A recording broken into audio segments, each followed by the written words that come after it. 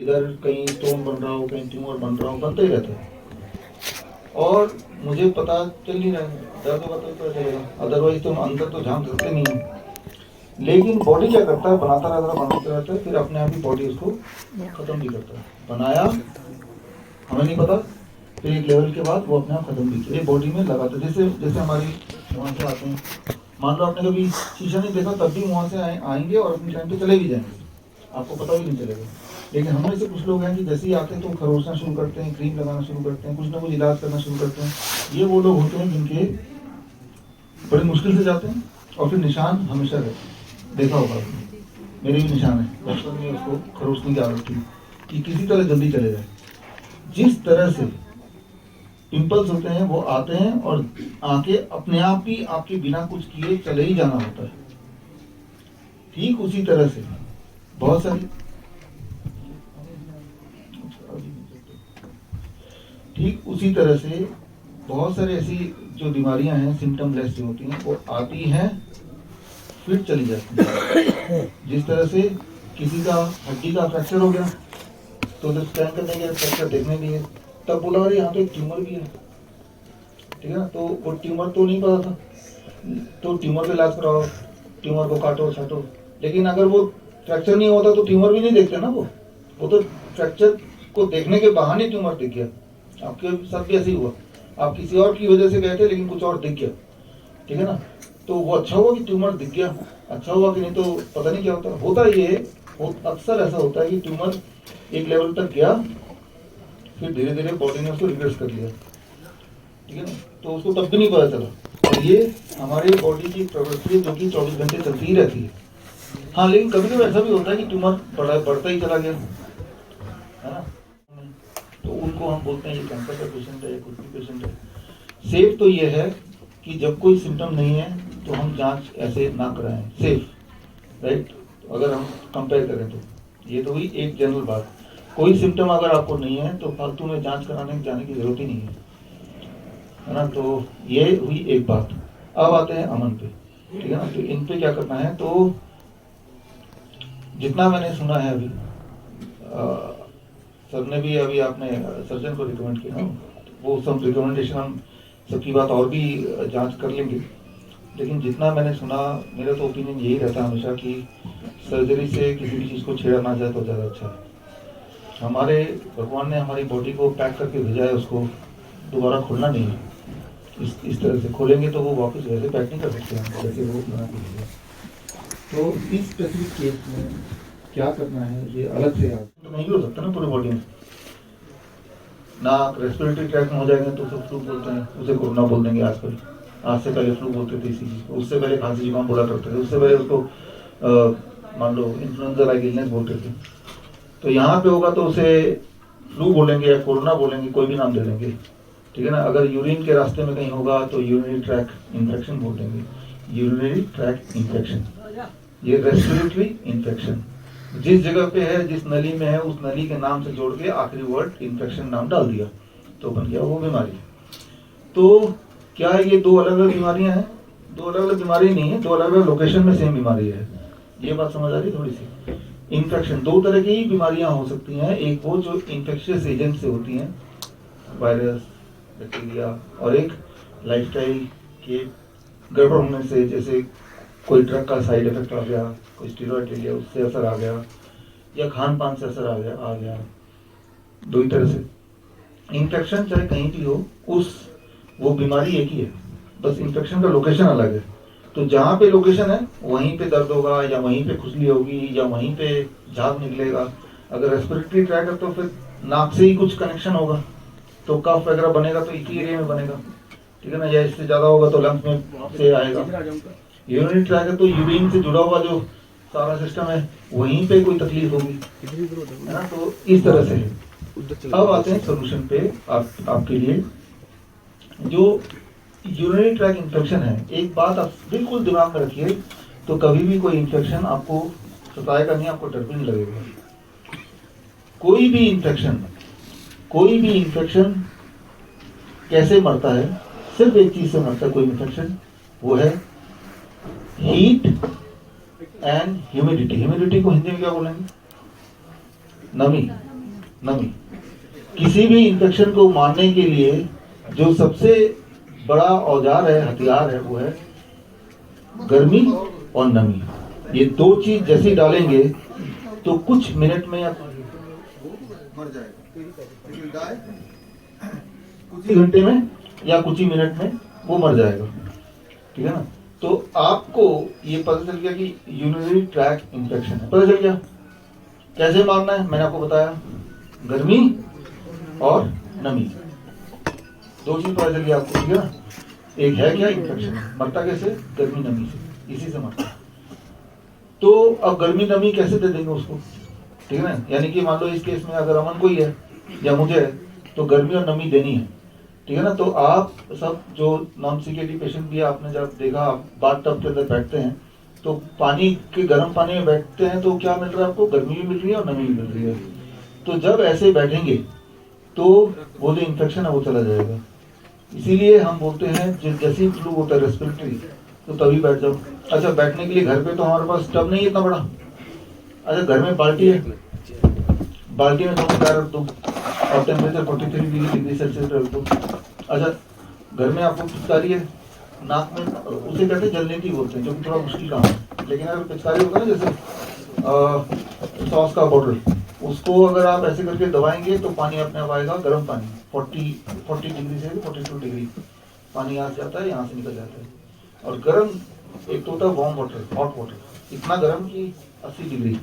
Boiling water होगा तो जलेगा, उससे थोड़ा कम, उसको फटाफट पीना है। नाक से गर्म पानी भेजा और पैर किसमें, बाल्टी में। तो आपने पूरे बॉडी में पहुंचा दिया गर्मी। कैसे पता चलेगा, 15 मिनट में पूरा पसीने छूटने लगेंगे, मतलब गर्मी ने पहुंचा दिया, नमी अपने पहुंचा दिया। जैसे ही ये पहुंचाया, इन्फेक्शन जहां भी है, इन्फेक्शन तो वो यूरिनरी ट्रैक्ट में हो सकता है, वो रेस्पिरेटरी ट्रैक्ट में हो सकता है, बॉडी किसी भी ऑर्गन में हो सकता है। तो जहां भी हमें नहीं पता, हमने तो कर दिया, तो नमी पहुंचा दिया, गर्मी पहुंचा दिया, तो इन्फेक्शन कम होगा। कैसे पता चलेगा, सिम्टम कम हो जाएंगे, ठीक है ना। अगर तो रेस्पिरेटरी ट्रैक में था वो सिम्टम कम हो जाएंगे, बुखार कम हो जाएगा। अगर तो यूरिनरी ट्रैक में था तो वो सिम्टम कम हो जाएंगे, खुजली वगैरह होना, दर्द होना वो कम हो जाएगा, तो पास आ रहा तो वो कम हो जाएगा। तो सिंपल रूल क्या है कि हीट पहुंचा दो वहां तक। और हीट पहुंचाने के तरीके क्या है वो आपको हम बताएंगे, ठीक है ना।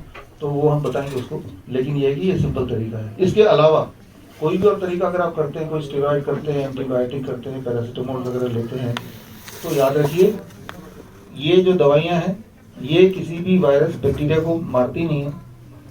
एंटीबायोटिक भी बैक्टीरिया को नहीं मारती है, क्योंकि एंटीबायोटिक जो अभी बने हुए हैं, जो पहले के बने हुए हैं, और जो बैक्टीरिया आपके बॉडी में गया है वो bacteria already mutated bacteria, mutated समझते हैं, ठीक है ना, वो न्यू जनरेशन बैक्टीरिया। तो वो जो भी दवाइयाँ हैं आज की तारीख में वो किसी भी इन्फेक्शन को मारने में सक्षम है ही नहीं, लेकिन उस दवाइयों की वजह से आपको जरूर तकलीफ हो सकती है।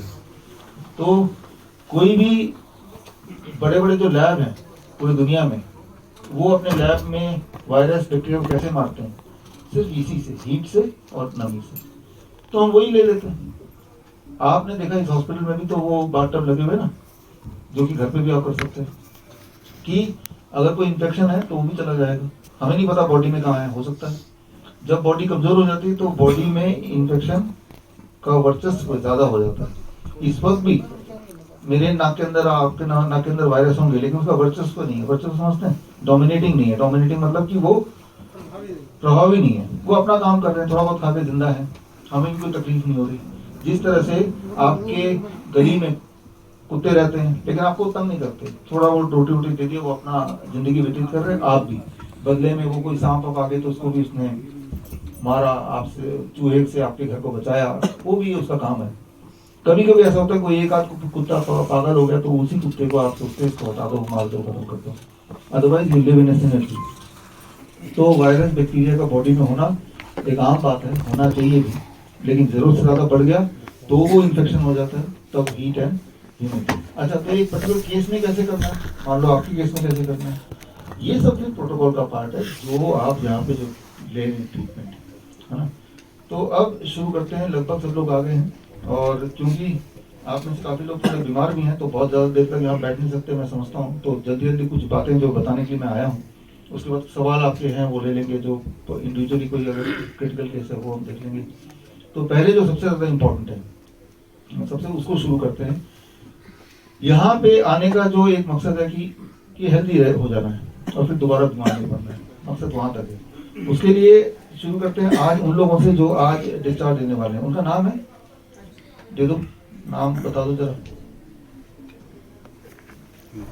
जो लोग डिस्चार्ज होने वाले उनको पता है कौन कौन है?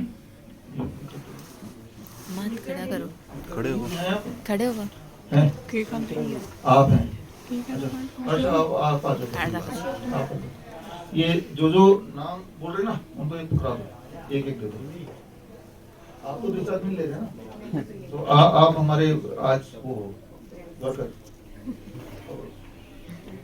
हाँ उनको दे दो। सुमित्रा जी को दे दो। अशोक कुमार, आप भी डिस्चार्ज है ना? अशोक यहाँ पे ना, 4 टाइम मंजीत सिंह, 4 टाइम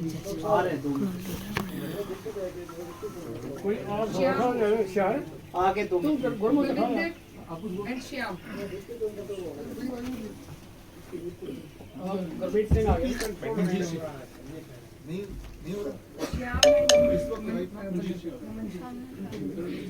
अभी कितना है? या वैसे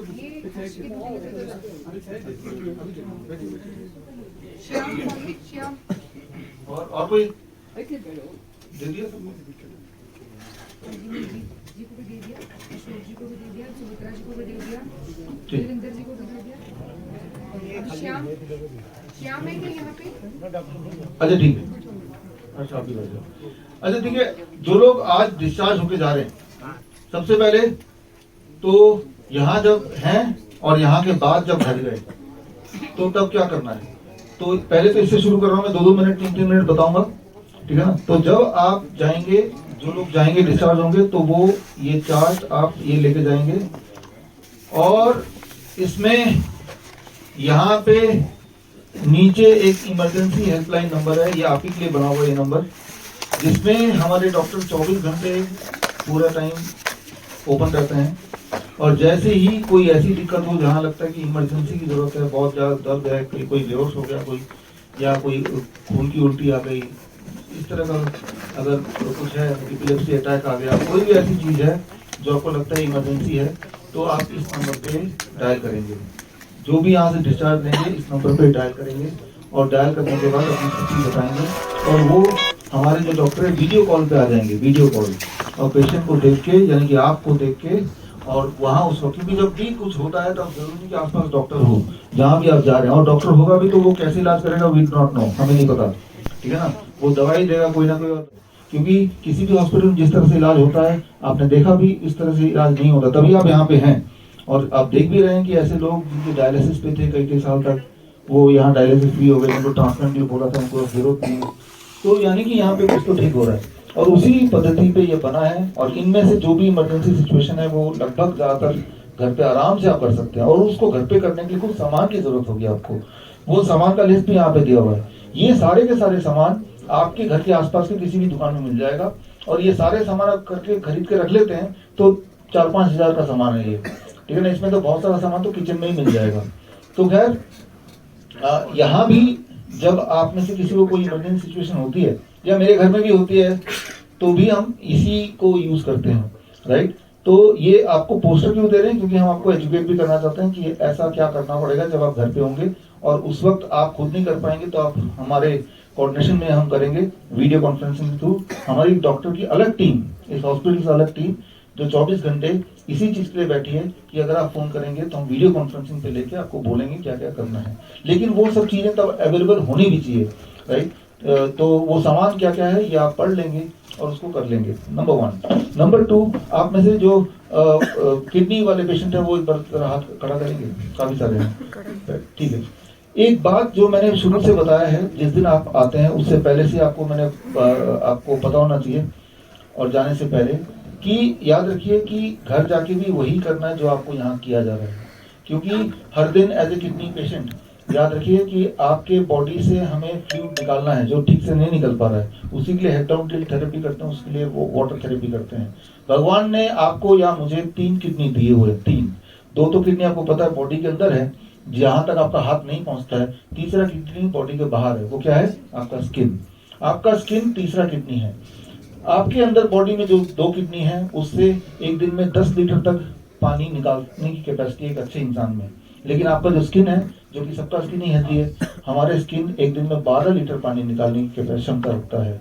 तो अगर किसी का दोनों के दोनों किडनी बिल्कुल बेकार होकर निकाल भी दे, तब भी आप चाहे तो अपने स्किन को इस्तेमाल करके बिना डायलिसिस के भी ये जो बाथटब थेरेपी से स्किन के माध्यम से आप अपने जो एक्सेस फ्लूइड है या ज्यादा क्रिएटिनिन है, यूरिया, वो सब निकाल सकते हैं। ये कब होगा? जब आप बाथटब थेरेपी जो है, हॉट वाटर इमर्शन जिसे बोलते हैं, और हेड डाउन टिल्ट, इसको घर पे भी यूज करेंगे। ऐसे नहीं कि जिंदगी भर यूज करना है। जब मैंने देखा 3 महीने तक लोग यूज करते हैं, 2 महीने तक, 3 महीने तक, तो फिर करते करते वो करना बंद कर देते हैं और उसकी जो किडनी है वो ठीक हो जाती है। तब डाइट पे रहना पड़ेगा लंबे समय तक, लेकिन ये जो दोनों थेरेपी 3 महीने में मैंने देखा मोस्टली पेशेंट उसको धीरे धीरे टेपर डाउन करते हैं, खत्म कर देते हैं, और वो किडनी ठीक हो गई, बंदा ठीक हो गया, हमेशा के लिए ठीक हो गया, है ना। लेकिन ऐसे जैसे मैं इनकी बात करता हूँ, हर्ष दुबे की, और अब बनारस में है ना, आपके बारे में मैंने जांच की थोड़ी सी, तो पता चला कि यहाँ आए, ठीक हो गए, बिल्कुल ठीक हो गए, पिछली बार मिल गया था, है ना, फिर गए, अब दोबारा आ गए, आपके सामने, ठीक है ना। क्यों? क्योंकि घर जाके इन्होंने वो नहीं किया जो यहाँ करना चाहिए था, जो यहाँ पे हमने बोला था। तो यहाँ से घर जाने से पहले घर पे वो सारा चीज होना चाहिए जो आप यहाँ पे कर रहे हैं, ठीक है ना। एक भी दिन आपको वहाँ पे बिना ये किए रहना नहीं है। यानी कि जो खाना यहाँ पे, तो आप फोटो खींच के भेजो वहाँ पे कि भाई ये खाना आप तैयार रखो। दूसरा, हेड डाउन टिल्ट, तो वो बेड तैयार रखो। तीसरा, वो जो बाथटब यहाँ पे है, वो बाथटब आप तैयार रखो। अच्छा, बाथटब होगा कैसे? यहीं पे दिक्कत आती है कि बाथटब हम करेंगे कैसे। देखिए, जो बाथटब हमने जो मैन्युफैक्चर कराया है वो तो महंगा आता है, राइट, करीब हमें 30, 35, 40 ऐसे कुछ पड़ता है, ठीक है ना। लेकिन जरूरी नहीं कि ये बाथटब तो हम यहाँ से खरीद सकते हैं, but that is expensive, right. अगर आप खरीदना चाहें तो खरीद सकते हैं, जो कोई अफोर्ड कर सकते हैं। जो अफोर्ड नहीं कर सकता है, घर पे आप जुगाड़ से भी बना सकते हैं। जुगाड़ से कैसे बनाना है, इसका हमारे बहुत सारे पेशेंट ने जुगाड़ से बनाया 5,000, 7,000, 10,000 रुपए में। वो जुगाड़, धीरज आपको मैंने काम दिया, जिन लोगों ने बनाया है जुगाड़ से, राइट, जैसे आप बता रहे थे कि फ्रिज पुराना ले लिया कोई, डीप फ्रिज, हाँ डीप फ्रिज, और उसको सारा सामान निकाल दिया, वो पानी भर दिया, तो वो बन गया, बाथटब बन गया ना। उसको पानी गर्म करो, डालो, तो ये तरीके हैं। तो वो तरीकों के जो लोगों ने किए हैं पूरे देश में, राइट, अपने घर में कम खर्चे में, वो एक वीडियो बनाएंगे। 9200 का तब भी आ रहा है सर, ऑनलाइन आ रहा है, हाँ, मंगाया मैं, काम कर रहा है वो। हाँ सर, तो और टेम्परेचर बताता है, वो गर्म पानी अलग से देना पड़ेगा, गीजर से देना पड़ेगा। अच्छा, आपका नाम क्या है? सर भोला सिंह हुआ, मैं रांची झारखंड से आया हूँ। ये देखिए, भाई को लाया हूँ मैं, भाई के लाए, भोला सिंह। हाँ, तो यहाँ मिल गया एक, ठीक है ना। तो यानी कि कोई एक्सक्यूज नहीं कि मैं तो नहीं कर पा रहा बिकॉज मेरे पास नहीं है, क्योंकि एक ये भोला सिंह ने भी एक ऑप्शन दे दिया। एक बात याद रखिए कि अगर यहाँ से घर गए और अब जो चीज यहाँ पे किया वो वहाँ पे नहीं किया, तो यहाँ जितने दिन रहे वो आपका खराब होने वाला है। इसीलिए यहाँ से जाने से पहले वहाँ पे वो होना चाहिए। और अगर नहीं कर पा रहे हैं तो भोला सिंह है, इनसे मिलिए, या धीरज है, इनसे मिलिए, या हम आपको और कुछ तरीके बताएंगे ताकि आप वो कर ही पाए। तो वो थेरेपी जरूर करनी है। अच्छा, अब एक बहुत इंपॉर्टेंट बात कि वहाँ पे आप कर रहे हैं, ठीक ढंग से कर रहे हैं कि नहीं, नंबर 1। नंबर 2, अभी डायलिसिस की जरूरत तो नहीं, कहीं ऐसा तो नहीं है धीरे धीरे डायलिसिस जरूरत पड़े, आपको पता नहीं चल रहा, ठीक है ना। तो ये मॉनिटरिंग हमारे लिए बड़ा जरूरी है कि अगले 3 महीने तक हम आपकी ठीक से मॉनिटरिंग कर पाए।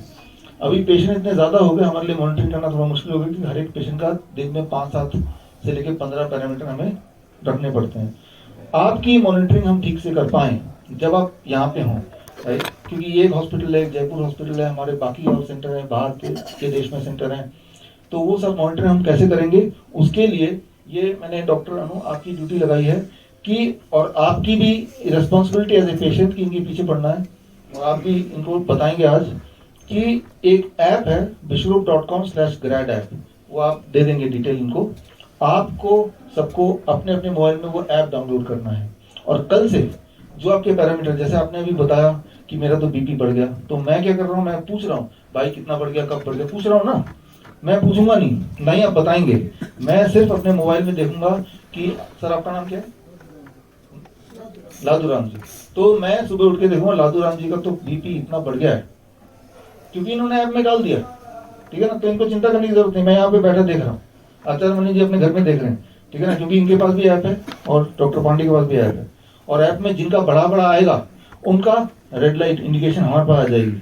तो हमें सबको देखने की जरूरत नहीं, जो स्टेबल नहीं है उन्हीं को तो देखना है, जो तो ठीक चल रहा है उन्हें देखने की जरूरत, और जो स्टेबल नहीं है, जिनका बढ़ गया या बहुत घट गया, तो वो अपने आप आएगा ऊपर। अच्छा हम देखें, अच्छा इनका बढ़ गया तो हम ऐप में ही लिख देंगे कि इनको तो ये करना है, तो वो और जो करना है वो आपके पास मोबाइल भी पहुंच गया कि मुझे ये करना है, ठीक है ना, और यहाँ पे करा भी दिया, ठीक है ना, इनके पास भी पहुंच गया, आपके पास भी पहुंच गया। आपको कुछ बताना है मुझे, ठीक है ना, बताना है ना कुछ, तो अभी तो मिले तो आप यहाँ पे हैं, रोज तो नहीं मिलेंगे, ठीक है ना, और दिन में हो सकता है 4 बार बताना हो, तो आपने ऐप में डाल दिया। तो अगर वो कोई ऐसी बात है जो बहुत सीरियस बात है तो उस हिसाब से लेंगे, अगर कोई रूटीन की चीज है तो उस हिसाब से लेंगे, लेकिन कोई सीरियस बात छूटनी नहीं चाहिए। तो उसके लिए आपकी रेस्पॉन्सिबिलिटी है कि वो ऐप आपको डाउनलोड करना है। ये हो सकता है एज ए पेशेंट, कई लोग हैं जो कि बहुत मोबाइल फ्रेंडली नहीं है, ऐप कैसे डाउनलोड करें, वो क्या पढ़ें, ऐसा हो सकता है। तो आपको एक अपने परिवार का ऐसा मेंबर चुनना है, आपके घर में कोई बच्चा हो, छोटे बच्चे का होते हैं जो ऐप वगैरह कर लेते हैं, उनका नाम आप इनको दे दें, ठीक है ना, कि भाई आप, तो उनसे हम बात करके उनके फोन पे बोलेंगे डाउनलोड कर लो ऐप, और रोज यहाँ पे जब जितने दिन हैं और घर पे जाने के बाद एटलीस्ट अगले 3 महीने तक या जब तक ठीक ना हो जाए तब तक रोज के जो पैरामीटर हम ऐप में मांगेंगे वो आप रोज हमें दीजिए। उसमें आप मेडिकल रिपोर्ट अपलोड करना चाहते हैं, अपना फोटो अपलोड करना चाहते हैं, कोई वीडियो अपलोड करना चाहते हैं अपना, या कुछ पूछना चाहते हैं, सब कुछ पॉसिबल है। तो उसके माध्यम से धीरे धीरे हम कोशिश करेंगे कि हम आपसे इस तरह जुड़ें कि जब भी हमारी जरूरत पड़े इंटरवेंशन के लिए तो हम उसको कुछ कर पाए ठीक से, और वो मैनेज भी कर पाए। मान लो हमें ये देखना है कि पिछले 15 दिन में आपका क्या रहा बीपी, ठीक है ना, तो हम उसमें जाके ऐप में देख पाए। अभी अगर मुझे देखना हो तो ईमेल में हमारे पास आता है, तो उससे हम देखते हैं आपके वो सब, लेकिन तब उसी वक्त हम देख सकते हैं, ठीक है ना। लेकिन वो कब देख पाएंगे, जब आपने मोबाइल में ऐप डाउनलोड किया और आपने हर दिन भरा, तभी तो हम देख पाएंगे, ठीक है ना। तो वो हमें करना है, ठीक है ना। तो आज का जो दूसरा मकसद था, पहला मकसद तो ये था कि इमरजेंसी कैसे मैनेजमेंट करना है, जाने से पहले ये पोस्टर लेके जाना है। दूसरा मकसद ये बताना कि ऐप आपको सबको डाउनलोड करना है। ये जो ऐप है ये सीकेडी पेशेंट्स के लिए है, क्रॉनिक किडनी डिजीज, राइट। बाकी पेशेंट्स को उतना ज्यादा स्ट्रॉन्ग मॉनिटरिंग की जरूरत नहीं पड़ती है, और जिनको तो पड़ती है उनके लिए भी हम कुछ ना कुछ कर रहे हैं ताकि उनको भी हम मैनेज कर पाए, ठीक है ना। तो ये दूसरी चीज है।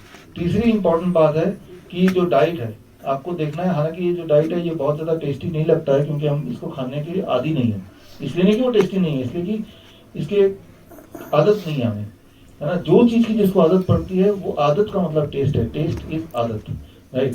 तो आप जो भी खाते आए हैं, जो भी आपका ट्रेडिशनल फूड है, वो किसी और देश में या किसी और प्रांत में वही फूड किसी और को टेस्टी नहीं भी लगेगा, क्योंकि उसका आदी नहीं है। आप समझ रहे हैं इस बात को। ठीक इसी तरह से जो यहाँ पे खा रहे हैं, अगर इसको खाते हुए चलेंगे, राइट, तो आप देखेंगे कि आप थोड़ी देर बाद आज आपके पास आके कर देंगे, अभी नहीं, आपके रूम में जहां भी आप हैं वहां पे जाके कर देंगे। तो जो डाइट है वो भी ऐसी है।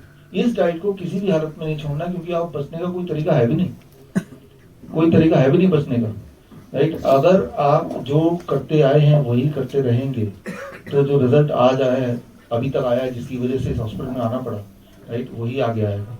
एक आखिरी बात कि यहाँ पे आने के बाद जो भी आपकी थेरेपी हो रही है, हमारी कोशिश ये रहती है कि आप में से ज्यादातर लोगों को आना भी ना पड़े और घर पे ही आप ठीक हो जाए। ये हमारा मेन मकसद है हमारा, मनीष जी का, ठीक है ना, कि घर पे ही आप ठीक हो जाए। आपने देखा भी होगा जो यहाँ पे कर रहे हैं वो चीज वो है जो घर पे किया जा सकता है टू सम एक्सटेंट, लेकिन आपको ऐसा लगता है कि चलो भाई कोई देख रेख के लिए भी है तो आपको ज्यादा कॉन्फिडेंस है, चलो अच्छी बात है ये, राइट। तो ये क्योंकि ये सिर्फ 10 दिन 15 दिन में, इतने साल से हमने अपने आप को बीमार किया है, तो 10 दिन 15 दिन में एक लेवल पे तो आ सकता है, लेकिन वो पूरी तरह ठीक नहीं हो सकता है, ठीक है ना। उस वक्त के लिए ठीक है, लेकिन इसको घर पे भी करना पड़ेगा। तो आप यहाँ से तभी जाइए जब आपको यकीन हो जाए घर पे वो सारे अरेंजमेंट है। पहली बात तो हम कोशिश करते हैं, जो लोग हमें पहले कांटेक्ट कर लेते हैं आने से पहले, तभी हम बता देते हैं कि भाई यहाँ से जब जाएंगे तो ये चीज़ों की जरूरत पड़ेगी, आप तैयार कर लो तभी आप यहाँ पे आना, या ये पहले ही तैयार कर लो कि यहाँ नहीं भी आए तब भी हो जाएगा। मेन मकसद तो ठीक होना है ना, वो यहाँ आके ठीक हो या घर पे रह के ठीक हो, कैसे भी ठीक हो, ठीक होना मेन मकसद है। राइट। तो जो किडनी पेशेंट्स हैं उनको ये ऐप डाउनलोड करना है, और जो पेशेंट डिस्चार्ज होते जाएंगे तो वो पेशेंट को ये लेते जाना है, क्योंकि इसके अंदर इमरजेंसी मैनेजमेंट का फ़ोन नंबर भी है, प्लस हम आपको इमरजेंसी कैसे मैनेजमेंट करेंगे उसकी एक पूरी डिटेल होती है, ठीक है। उन तकलीफ का आप खुद ही इलाज कर पाए। जैसे आप में से कुछ पेशेंट ऐसे हैं जिनको फिट्स पड़ते रहते हैं, क्योंकि उनको ट्रेडिशनली होता है, तो उनको पता है कि फिट्स पड़ेंगे, आगे भी हो सकता है कि पड़ जाए गलती से, तो उनको अपने परिवार को समझा के रखना है, जब भी कभी ऐसा हो तो आपको ये 3-4 स्टेप करना है। तो यानी कि आप मैनेजमेंट है वो आपको ही करनी पड़ेगी, है ना, क्योंकि आप एक गाड़ी लेके जंगल में जा रहे हैं, उस वक्त अगर कुछ खराब हो गया है तो आप ही उसके डॉक्टर हैं, आप ही उस गाड़ी के इंजीनियर हैं, राइट। तब आपके पास कोई भी नहीं है, राइट। तो और तो की बात यह है कि आपके आसपास जितने भी डॉक्टर्स हैं, हॉस्पिटल्स हैं, वो जो भी तरीका बताते हैं वो तरीका काम करता नहीं एक्चुअली, तभी आप यहाँ पे हैं, राइट। हम ये देखते हैं 4 साल से जो डायलिसिस के पेशेंट हैं, अब डायलिसिस बंद हो गया, इसका मतलब यही पेशेंट को यही वाली थेरेपी अगर 4 साल पहले बता दिया गया होता तब भी तो नहीं डायलिसिस जरूरत पड़ती ना, बताया तो किसी ने नहीं, और आज भी नहीं बता रहे सिवाय इस हॉस्पिटल के, है ना। इसका मतलब कुछ तो गड़बड़ है, राइट। तो ये समझना होगा। जो कैंसर के पेशेंट्स हैं यहाँ पे कैंसर के पेशेंट्स इसको काफी सारे हैं, ठीक है। देखिए कैंसर के पेशेंट्स को मैं ये बताना चाहता हूँ कि जो कैंसर सेल है, कैंसर सेल कैसे मरता है, अगेन वही चीज जो थोड़ी देर पहले मैंने आपको बताया, हीट, राइट। गर्मी से दो सेल्स दे डाई, राइट। तो कैंसर पेशेंट्स के लिए भी जो हॉट वाटर इमर्शन थेरेपी है वो बहुत ज़्यादा पावरफुल है। एक नंबर 1 उसका जो अगर पेन है तो पेन की इंटेंसिटी कम हो जाती है, पेन एकदम कम होने लगता है। जैसे ही वो बैठे 1 घंटे के बाद हमने देखा है ज़्यादातर पेशेंट में पेन कम होने लगता है, ताकत बढ़ने लगती है और कैंसर रिग्रेस होने लगता है। तो क्यों ना हम डाइट जो हम यहाँ ले रहे हैं plus hot water immersion therapy इसको जोड़ लें, राइट। यहाँ पे हम ज़्यादातर प्रेफरेंस देते हैं किडनी पेशेंट्स को हॉट वाटर इमर्शन, क्योंकि वो बाथटब भी थोड़े कम है और बहुत बढ़ा रहे हैं, लेकिन आपके घर में एक बाथटब तो हो ही सकता है, राइट। तो जो लोग कैंसर पेशेंट्स हैं 2 चीज़ आप जोड़ लेंगे, हीट थेरेपी कैसे, हॉट वाटर इमर्शन में बैठ जाना है। हमें नहीं पता कि हमारी बॉडी में कहाँ कैंसर सेल्स हैं, कहाँ कहाँ और भी हैं, हमें नहीं पता, लेकिन हमें ये तो पता है बॉडी में कहीं तो है, पेन कर रहा है, ठीक है। तो जहाँ भी वो कैंसर सेल्स हैं उस कैंसर जगह के हिसाब से उसका एक नाम बता देंगे, ये कौन सा कैंसर है, राइट। बोलेगा लंग कैंसर है, समझ लेना cancer cell inside the lung, right. तो हमें नहीं पता बॉडी में कहाँ कहाँ और है या हो सकता है, हमें नहीं पता, लेकिन हमें पता पूरे बॉडी में है। तो यहाँ तक आपने पानी में डाल दिया। कुछ लोगों के मान लो ट्यूमर होता है ब्रेन में, तो पानी तो यहीं तक है, लेकिन यहाँ तक पानी, लेकिन गर्मी पूरे बॉडी में जाती है, राइट। तो उन सब ऐसे पेशेंट्स को जो कैंसर पेशेंट्स हैं, मेरा तो ये निवेदन है कि आप यहाँ पे हो सकता है कि नहीं, नॉट नो अभी कर रहे हैं कैंसर पेशेंट्स को, और कुछ लोगों को जिनको ज़्यादा पेन है, ज़्यादा डिस्कम्फर्ट, उनको ही कर रहे हैं। लेकिन ये सभी लोग जो करेंगे तो अपने आप ही कैंसर सेल जहाँ जहाँ भी है वहीं पे वो स्टॉप होने लगेगा, रिग्रेस होने लगेगा। आपको कैसे पता चलेगा? आपको ऐसे पता चलेगा कि आपके दर्द कम होने लगेगा, आपके डिस्कम्फर्ट कम होने लगेगा, राइट। किसी भी थेरेपी में जब यहाँ पे आ रहे हैं आप ठीक हो रहे हैं कि नहीं, आपको कैसे पता चलेगा? ठीक हो रहे हैं कि नहीं हो रहे हैं, उसकी सिर्फ एक ही पैरामीटर है, पैमाना एक ही है, आपका दर्द कम हो रहा है कि नहीं, आपकी ताकत बढ़ रही है कि नहीं। अगर दर्द पहले से कम हो रहा है तो अब ठीक हो रहा है, दर्द पहले से बढ़ रहा है तो अब ठीक नहीं हो रहा है, ताकत पहले से ज़्यादा बढ़ गया तो अब ठीक हो रहे हैं, ताकत वैसा है या घट गया तो ठीक नहीं हो रहे हैं। हमने कई बार बोला, अपने वीडियो में भी देखा है कि जो क्रेटिनाइन है, ये सब चीज़ें, ये थोड़ा मिसलीडिंग है ना। तो वो वीडियो हमने देखा है कि आप अगर देखेंगे मेरा तो क्रेटिनाइन 2 है या 3 है या 10 है, उस पर उतना फिक्र करने की आवश्यकता नहीं है, वो सेकेंडरी है। पहला तो यह है कि आपकी बॉडी की ताकत आपको देखना है, मेरी बॉडी की ताकत बढ़ रही है क्या, मेरे डिस्कम्फर्ट ठीक हो रहे हैं क्या, इसको पैरामीटर बनाइए। ये दोनों चीज़ अगर आप पॉजिटिव है तो समझ लीजिए आप सही दिशा में चल रहे हैं। दोनों चीज़ अगर एक भी नेगेटिव है तो मतलब कुछ तो गड़बड़ है। तो इस तरह से हमें अनुमान करना है इसका। और अब आखिरी बात कि हम जैसे मैं तो काफ़ी दिन बाद 15 दिन में 20 दिन में एक बार आता हूँ यहाँ पे, ठीक है ना, आता हूँ अपने डॉक्टर से अगला क्या होगा समझने। लेकिन आप सबसे रोज यहाँ पे जो भी होता है वो एक कॉपी डॉक्टर पांडे को, अवधेश पांडे को, आचार्य मनीष को मेरे पास रोज आता है, उनमें से जो क्रिटिकल पेशेंट्स हैं वो ऊपर होता है। इस तरह से हम रोज मॉनिटर करते हैं, हमारी जो मेन टीम है जो फ्रंट में बैठती है उनके थ्रू। तो ऐसा नहीं है कि यहाँ पे अगर मैं नहीं हूँ तो यानी कि हमें नहीं पता। और यहाँ पे जो भी आपको दिया जा रहा है वो हमने प्रोटोकॉल बनाया हुआ है, जैसे ये प्रोटोकॉल बना हुआ है उस प्रोटोकॉल के हिसाब से ही दिया जाता है, राइट। तो आपके सारी चीज़ वहाँ सबमिट होती है और उसमें से जो इमरजेंसी में है, आप मेरे मोबाइल में देखेंगे अभी तो इमरजेंसी ग्रुप बना हुआ है।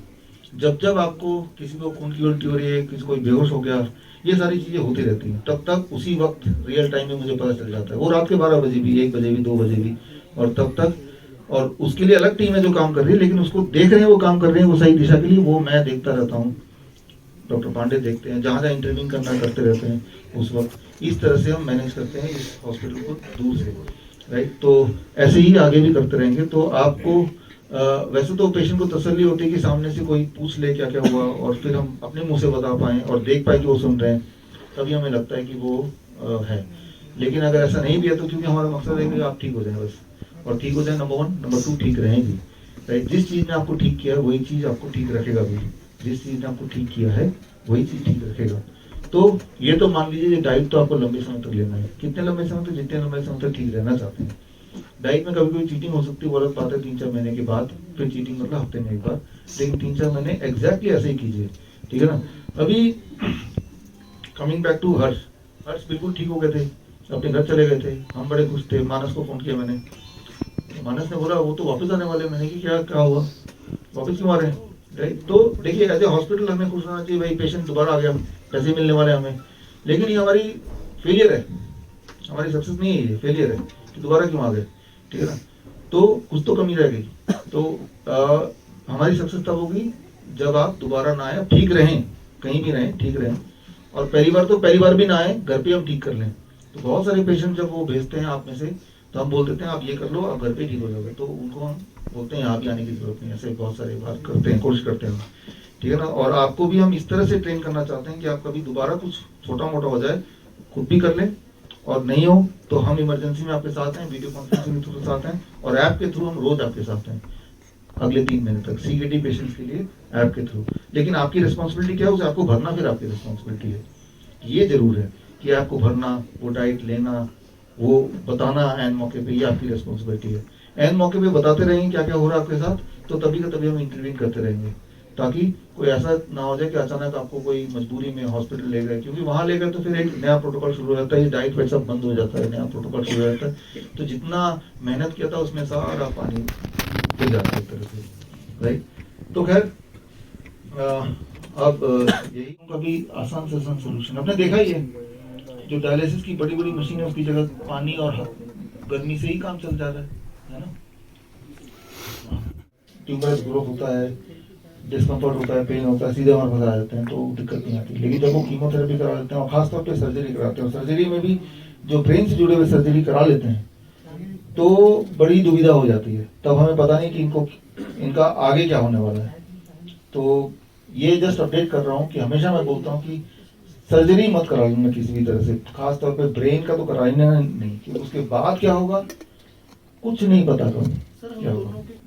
एक बात याद रखिए आप, ये आप शुरू से यहाँ पे थे नहीं मेरे पास जब ये अभी, एक बात आप सब लोग याद रख लीजिए कि डायलिसिस या दो सवाल पूछे आपने। पहले सवाल का जवाब, पहले 2 टुकड़ों में एक्चुअली आपके सवाल थे।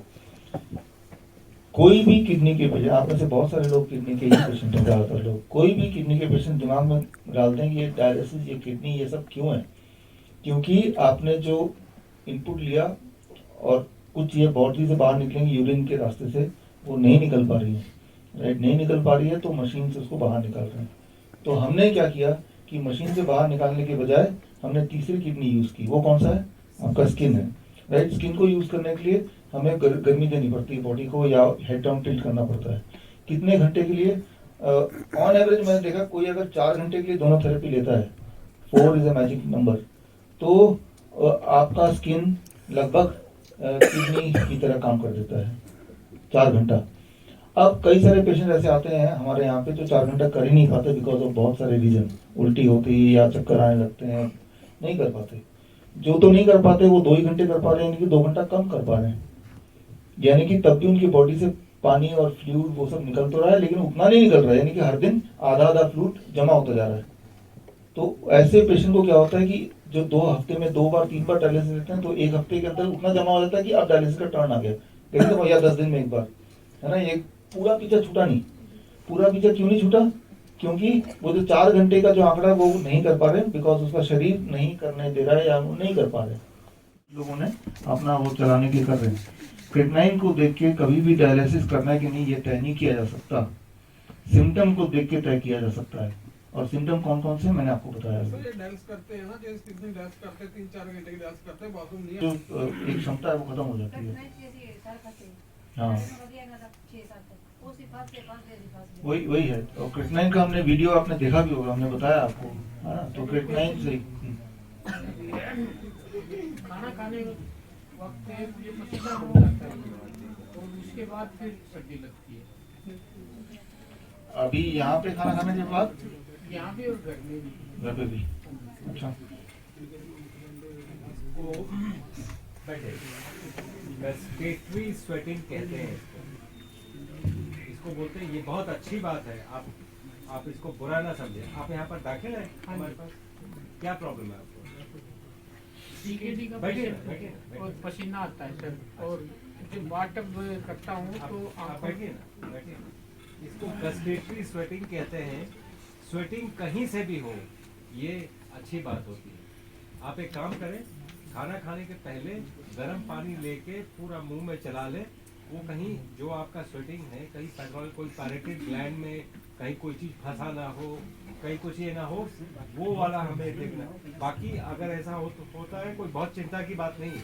फिर सर्दी लगती है सर, बहुत ज्यादा सर्दी लगती है सर। हाँ, तो जब भी आप देखें, यूजुअली क्या होता है, जब भी स्वेटिंग होती है, बॉडी का हीट लगता है उसको सुखाने के लिए। तो बॉडी में से हीट अगर निकल गया तो सर्दी लगेगी ना। तो ये फिजियोलॉजिकल फेनोमेनन है, आप इसको बीमारी ना समझिए। ये फिजियोलॉजिकली किसी किसी को हो जाता है। हमें सिर्फ ये देखना है कि कहीं पैथोलॉजिकल तो नहीं है, कहीं कोई पैरेटिक ग्लैंड से तो नहीं कोई इसका लिंक है, कहीं कोई नर्व तो नहीं डैमेज हो गया है, ये देखना है। इसलिए गर्म पानी लेके चारों तरफ अजय चला लें। अगर कहीं कोई दर्द नहीं है, कहीं कोई ये नहीं है, ठीक फीलिंग आ रहा है, तो फिर ये फिजियोलॉजिकल है, पैथोलॉजिकल नहीं।